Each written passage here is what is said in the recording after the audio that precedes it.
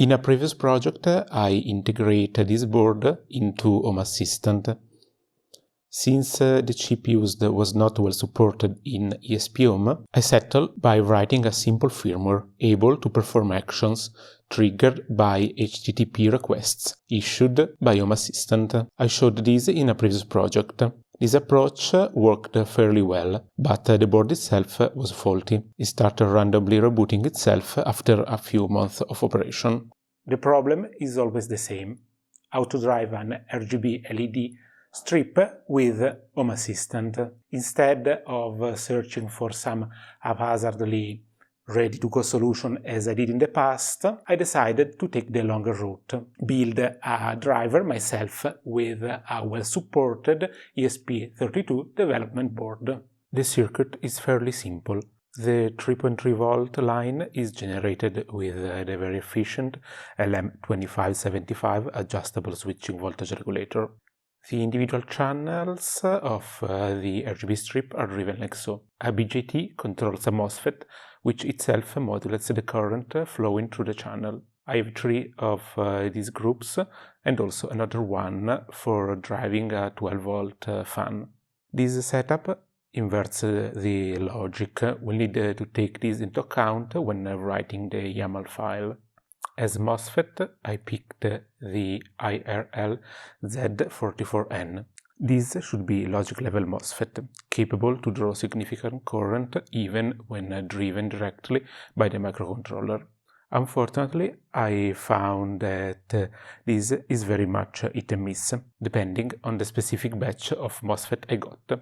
I ended up having to scrap the whole logic level setup, opting for a BJT which drives the MOSFET, bypassing the issue I had with the logic level approach.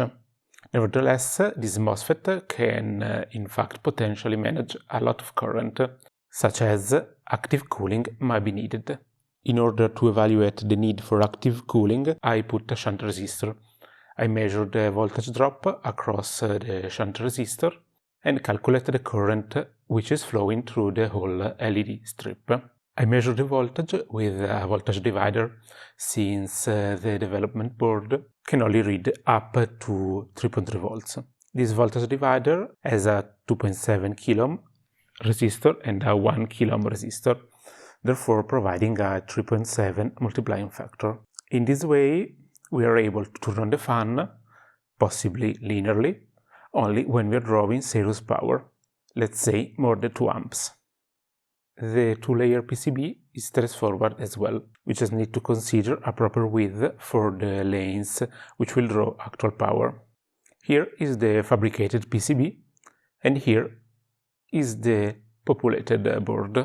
On the bottom we have the resistors for the voltage divider and the development board itself.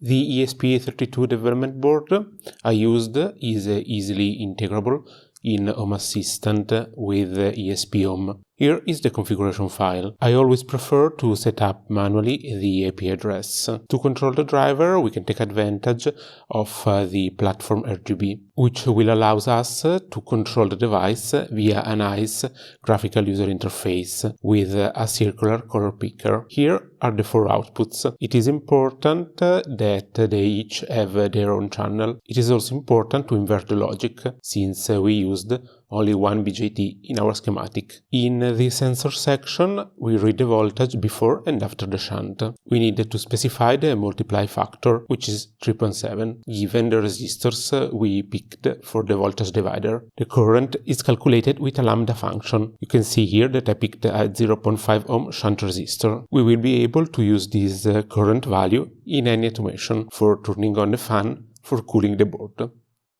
I also designed a simple case to keep everything as tidy as possible, using SolidWorks. I printed the 2 components with my trusty Bambulab P1S.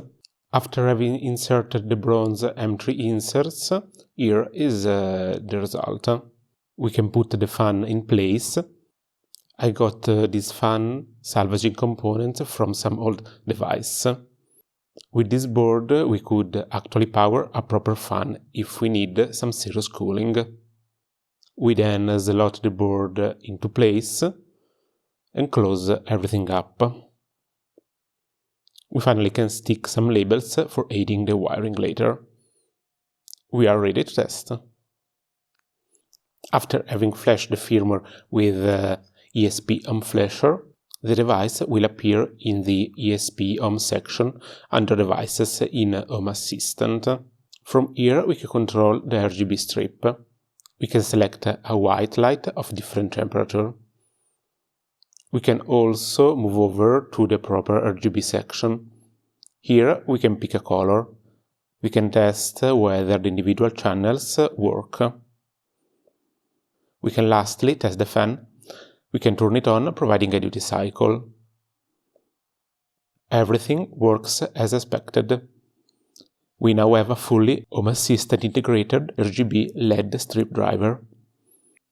There you have it, a cheap and reliable way to control an RGB LED strip with Home Assistant. You can even measure current and turn on active cooling if needed. You can find all the resources you need in order to build yourself this device in a link in the description.